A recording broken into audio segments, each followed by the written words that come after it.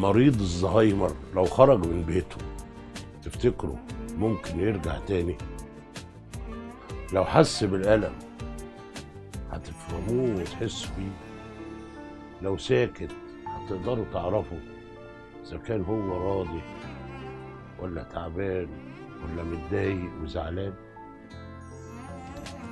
ملايين الناس بسبب الزهايمر فقدت ذكرياتها وحياتها، مش عارفة تعيش صح. الدكتورة عبلة الكحلاوي الله يرحمها عملت أول مستشفى لمرضى الزهايمر وكبار السن.